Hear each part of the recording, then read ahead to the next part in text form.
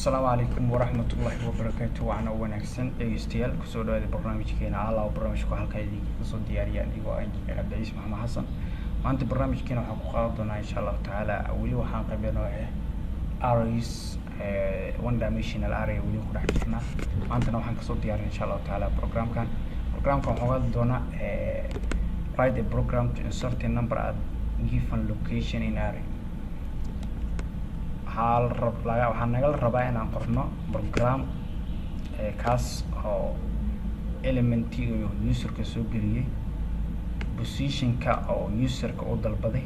in qiimo laba positionka oo dalbaday in qiimahooda dalbay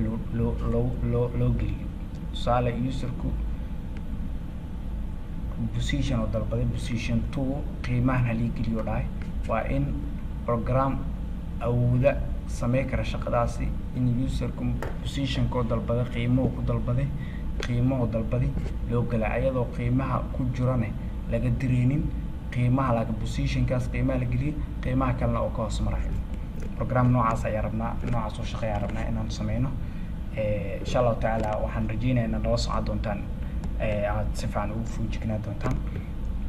waxaan soo kicinaynaa editorkeeni waxna ugu diyaarsan header fileski. waxaan sameysanaynaa array ayaan declare gareysanaynaa.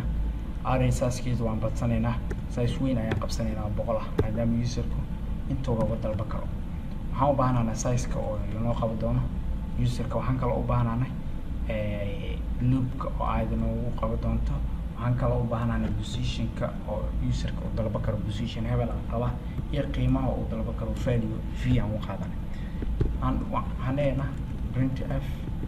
enter size kasoo geli of array inta hore ayaa usoo qaadanay si fiican ay u fahamsanahay. scan f percentage d comma ampersand s noo qabo. kadibna waxaan leenahay loopka ayaan leenahay waxay la mid tahay 0 I less than s I plus kadib waxaan leenahay scan f waxaan rabnaa inaan aragno ii sheeg indexka aan dhahno marka array indexkeeda meesha indexka si noogu muujiyo percentage d aan dhahaynaa. kadib waxaan leenahay inta I scan f percentage e ampersand array I arraydii waa sameynay waa soo gelinay qiimaha intaas u daawacin karo. marka qofku waxaan rabnaa inuu position dalbado position hebel ii bedelino dhaa printf waxaan leenahay enter your position enter any position alla dalbo positionka dalbato indexkiisa position of index aanaa ku dalbanaysaa indexka ugu jiro position indexkiisa dalbanaysaa. scan f percentage d ampersand waxaan noogu qabanaya positionka marka la soo helo kadib maxaa loo baahan qiimaha loo bedelo. kadib waa inaa user ku soo dhahdaa enter value qiimaha soo geli.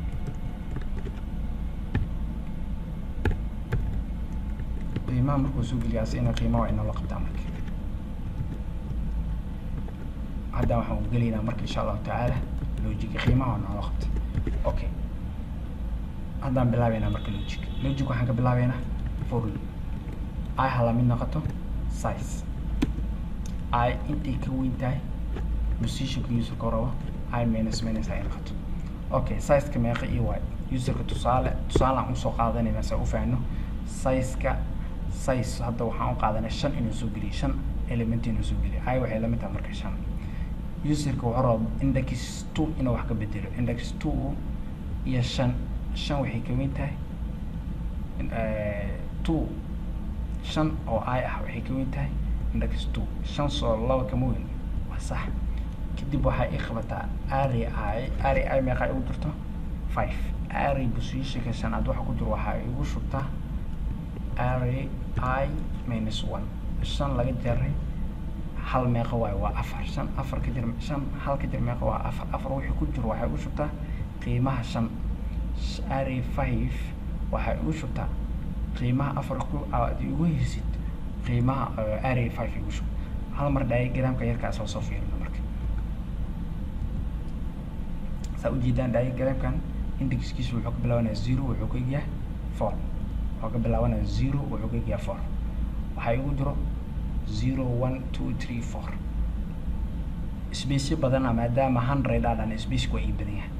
positionka userka wuxuu iisoo geliyay qiimaha shanaad oo dalbaday. size-ka array ka bilaabata dhan 0 ha ku ekaato size -1 -1 meeqa taa marka 4 array inta way taa laakiin size-ka meeqa iyo waa 5 i5 saa ujeedaa array 5 i -1 i size la mid noqdo i meeqa la mid taa marka 5 5 la mid taa soo ma array 5 aw marka array 5 nagii diagramka array 5 wato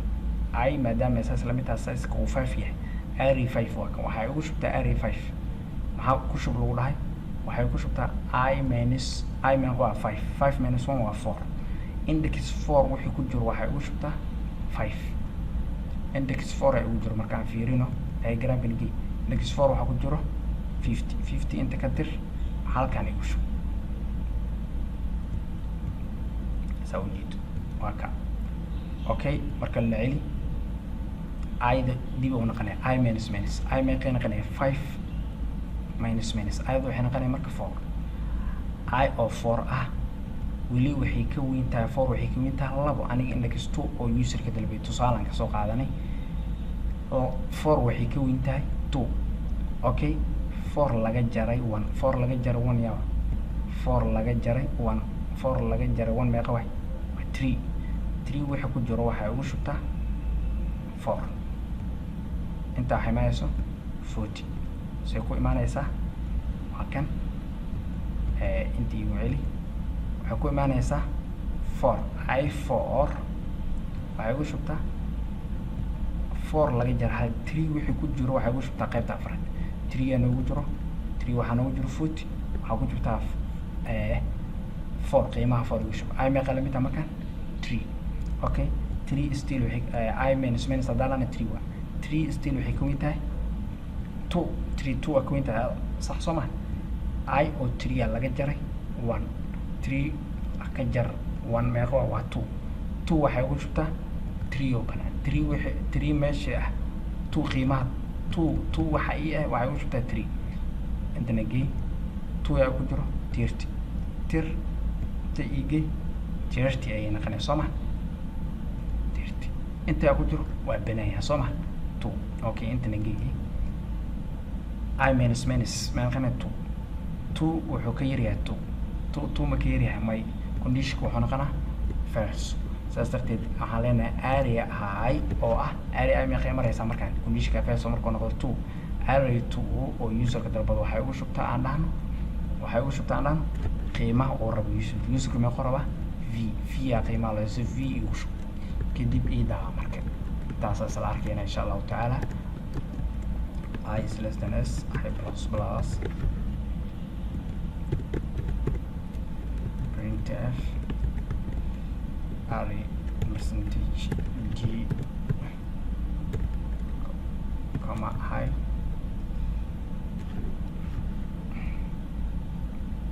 slash index aan u kala fahanno okay waan rangareynayna bismillah okay size soo geli su'aalo waxa rabtaa geli kartaa aniga la kaada 5 maadaama example ka 5 ku soo dhaqaana 5 ay gelinayna okay array 0 waxay gelisaa 10 array 1 waxay gelisaa 20 array 2 waxay gelisaa 30 array 3 40 la rabaa 40 kaliya waxaan gelinayaa 50 ka boodna soo ma array 4 waxaan gelinaynaa 60 okay aniga position-kii waxa ugu tagay marka 10 waa saxanta 20 waa saxanta 30 waa saxanta position 3 meeshaan 40 laga rabo marka position 3 aha qalda soo ma position 3 ga bedel marka position 3 maxaa la rabaa in lagu shubo waxay ingiliisa position 3 qiimaha raba inay ingiliisa hana qadaan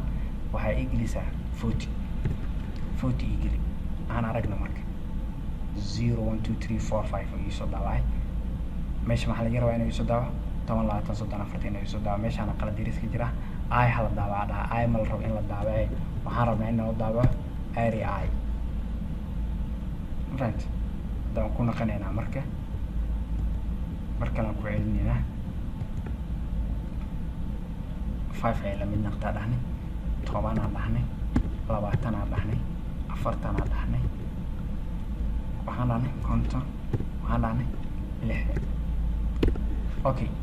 position keena qaldan 10 20 position ka labaad ana qaldan maxaa ku jiro 40 maxaan rabnaa 30 position ka labaad waa meesha qaldan waxaan ka rabnaa qiimaha la yiraahdo 30 saa u jeedaa marka waa 10 20 30 40 60 oo cunno qiimaha hoos waxa ka maqan 60 waxay soo qaatay 10 waa soo qaatay 20 waa soo qaatay 30 meeshiisa ugu soo celiyay 30 ma aragtaa 40 meeshii laga rabay 30 oo keli 40 ka sidiisa ugu soo qaatay 50 ka sidiisa soo qaatay laakiin meesha waxa iga baxay 40 sawt matqaana size ka wali area waxay la mid tahay 0 minus 0 ha ka bilaabato size minus 1 ha kulmi noqoto iyadoo taas ciidamadiisa marka inta waxaan naga rabaa bis inaan dhahno size ka sidiisa oo dhigay size plus 1 haddaan dib ugu naqaynaa marka haddaan ku celinaynaa hal xabo inuu noogu tago ma rabno okay aan dhahno 10 20 30 okay 50 60 maxaa maqan positionkii wax ka maqan marka position saddexaad 40 laga rabo soo ma position 40 aan ka rabaa aniga okay maxaa reebo 40 value 40 aan rabi okay saa u jeedaa waa 10 waa 20 waa 30 waa 40 waa 50 waa 60 wax naga maqan jiro dhamaan u jeedaa waa 10 20 30 40 50 60 ana position userka dalbado ana position oo dalbado waa loo geliyay su'aal aniga hadda waxaan dalbanay positionka wax ka tagna wuxuu ah position 350 30 markaan dhaanay 30 maxaa ku xijina 50 hadda 30 maxaa ku xigo 40 intee 40 ugu sheegay positionka saddexaan rabnaa qiimaha 40 inuu gasho insha Allah taala waxaan rajeynayaa inaad fahantaan barnaamijkan barnaamijku halka idinkaga soo diyaariyay aniga waa engineer Abdiish Maxamed Xasan si barnaamijkeena uu noqdo barnaamij waxtar leh fadlan waxaan kaa codsanayaa inaad la wadaagto asxaabtaada si oo u noqdaan barnaamijkan dhalinyaro badan si ay ugu soo xirmaan barnaamijkan ay ka faa'iideystaan insha Allah taala. Assalaamu calaykum waraxmatullaahi wabarakaatuh.